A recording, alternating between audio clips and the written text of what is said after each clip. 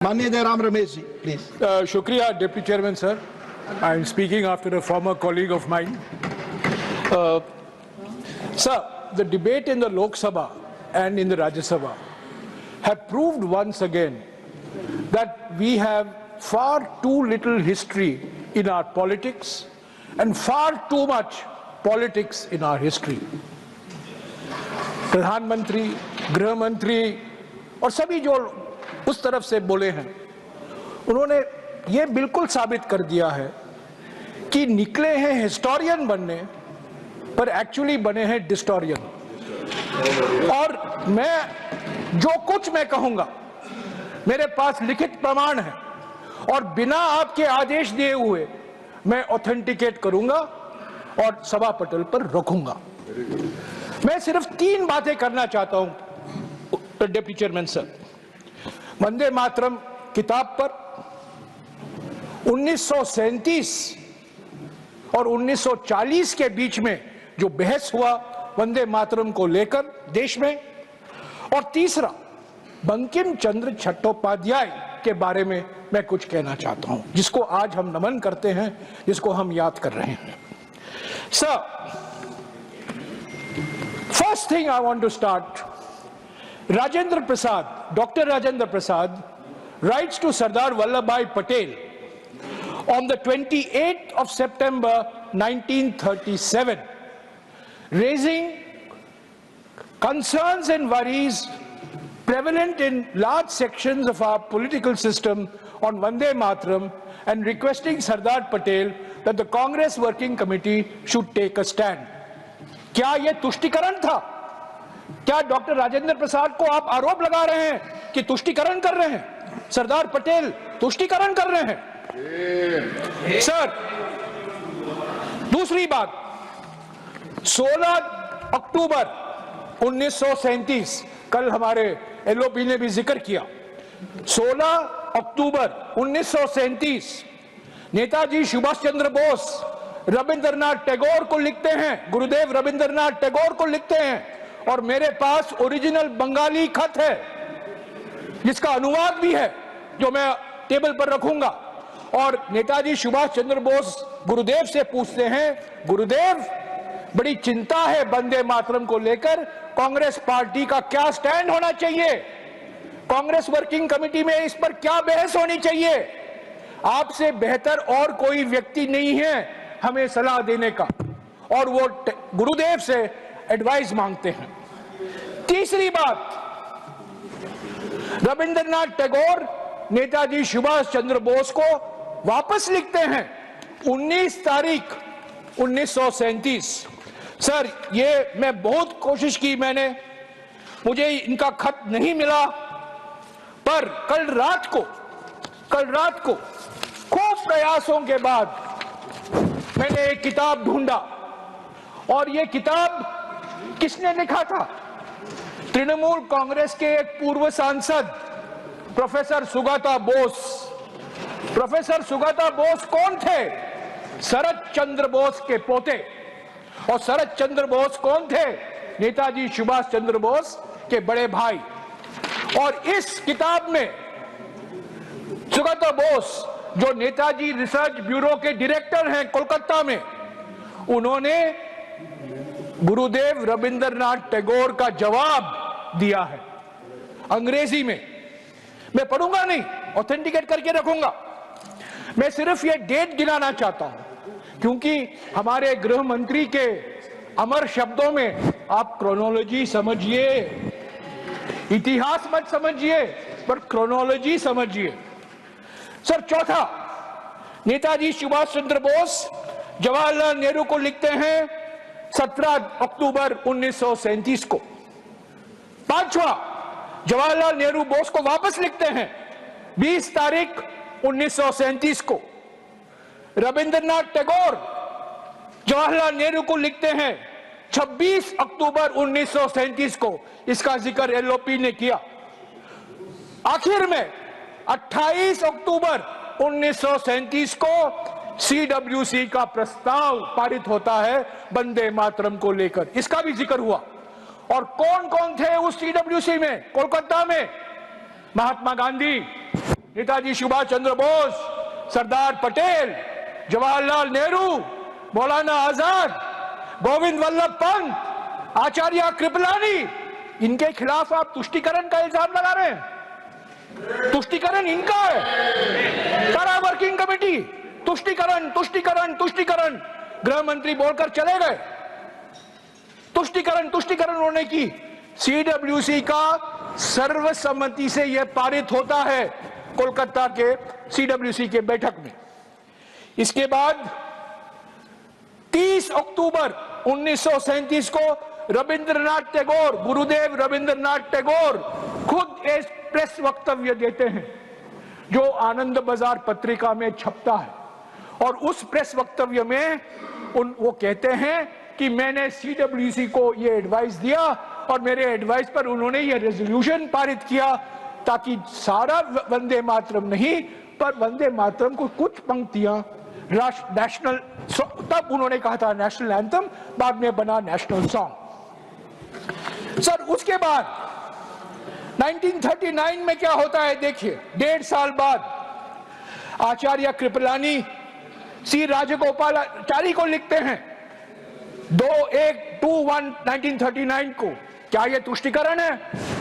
उसके बाद राजगोपालाचारी, जिसका जन्मदिन आज हमने बनाया है, राजगोपालाचारी सरदार पटेल को लिखते हैं 7 जनवरी 1939 को। क्या यह तुष्टीकरण है? गोविंद वल्लभ पंत जवाहरलाल नेहरू को लिखते हैं 8 जनवरी 1939 को। क्या यह तुष्टीकरण है? और अंत में महात्मा गांधी अपनी पत्रिका हरिजन में 1 जुलाई 1939 को एक लेख लिखते हैं वंदे मातरम को लेकर। ये सब मैं टेबल पर रखूंगा, ये इतिहास है, पढ़िए, मैं ऑथेंटिकेट करके रखूंगा।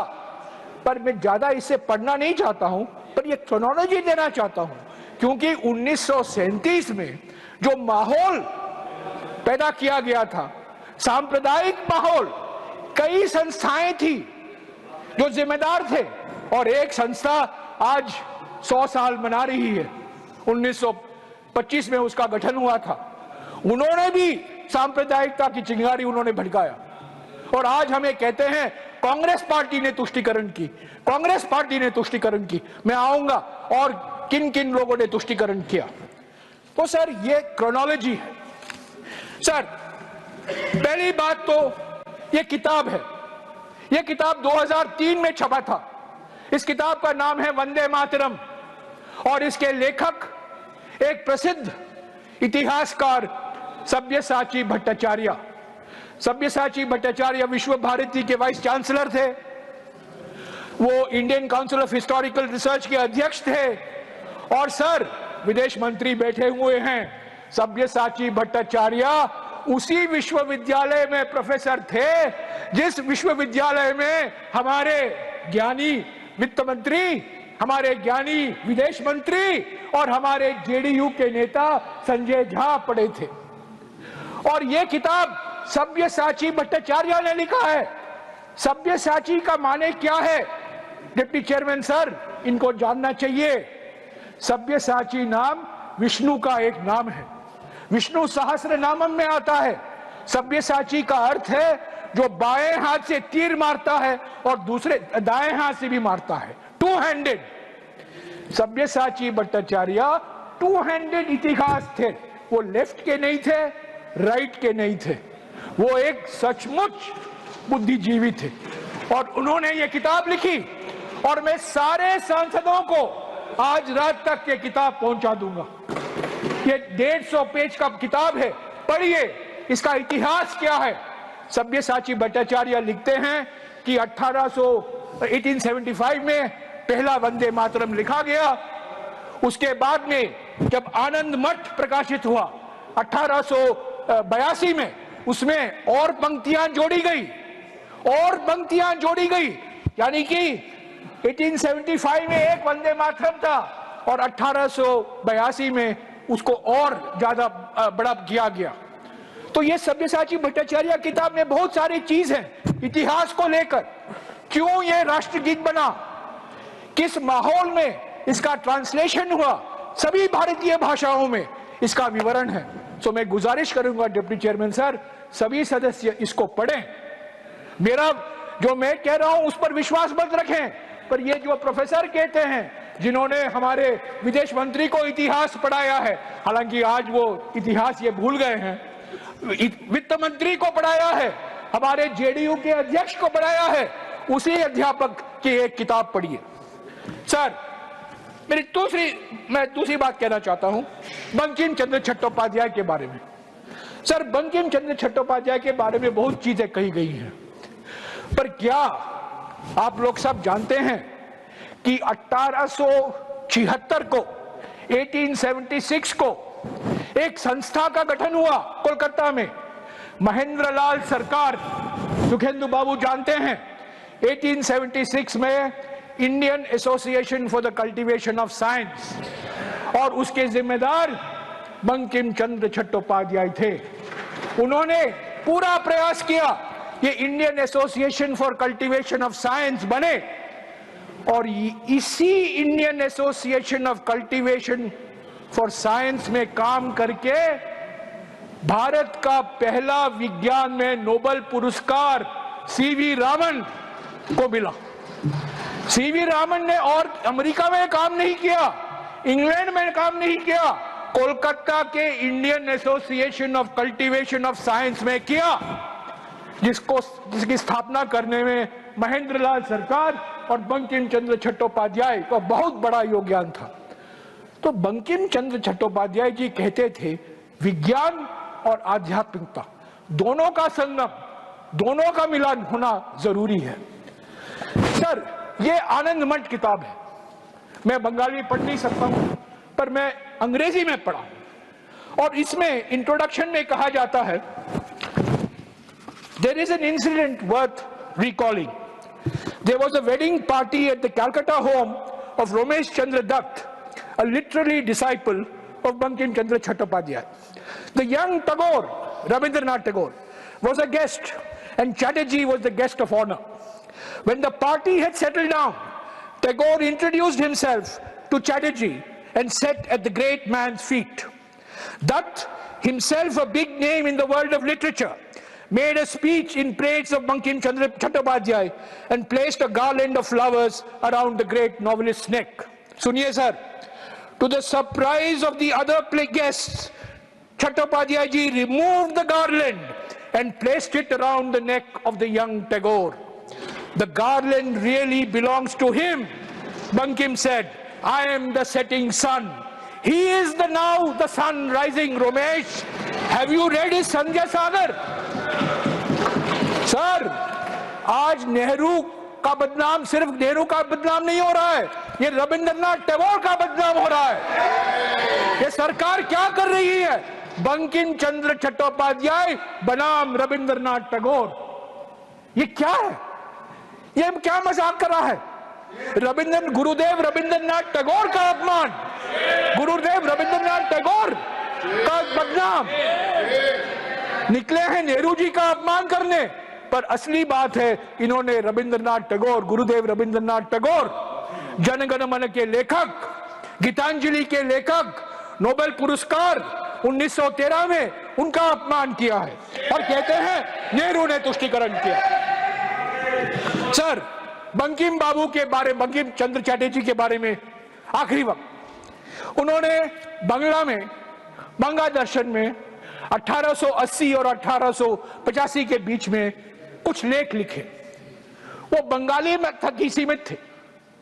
2002 में इसका अनुवाद किया गया, और इसका अनुवाद, सर मेरी बंगाली को माफ कर दीजिए, हम ये बंगला बोलते पारी बुझते पारी ना, बोलते पारी ना बुझते पारी, सॉरी। इस किताब का नाम है इक्वालिटी, सौम्यो, सौम्यो, ये तो बोलते सौम्यो, सौम्यो, सौम्यो, इक्वालिटी। इसका अनुवाद किसने किया सर? विवेक डिब्रॉय। विवेक डिब्रॉय कौन है? जाने माने अर्थशास्त्री, प्रधानमंत्री इकोनॉमिक एडवाइजरी काउंसिल के चेयरमैन, मेरे अच्छे मित्र थे। दुर्भाग्यपूर्ण उनका देहांत हो गया, पर विवेक डिब्रॉय ने ये किताब लिखी है, और इसमें बंकिम चंद्र चट्टोपाध्याय कहते हैं भारत की सबसे बड़ी समस्या जातिवाद समस्या है।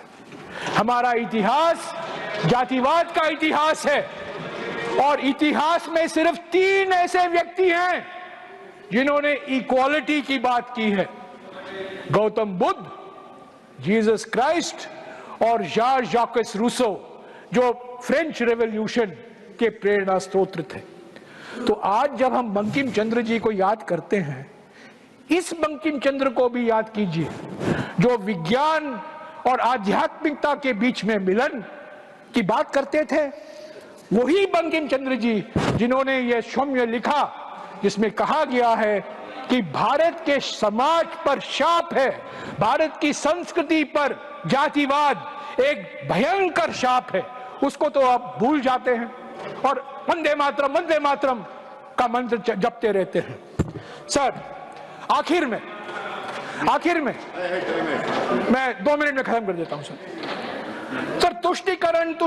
तुष्टीकरण गृह मंत्री और मेरे बाद हमारे लीडर ऑफ द हाउस, फर्क यही है गृह मंत्री और लीडर ऑफ द हाउस में कि गृह मंत्री अपने चेहरे पर नाराजगी दिखाते हैं तुष्टीकरण जब कहते हैं, पर लीडर ऑफ द हाउस हंस के तुष्टीकरण कहेंगे, तो हमें चुभता नहीं है इतना।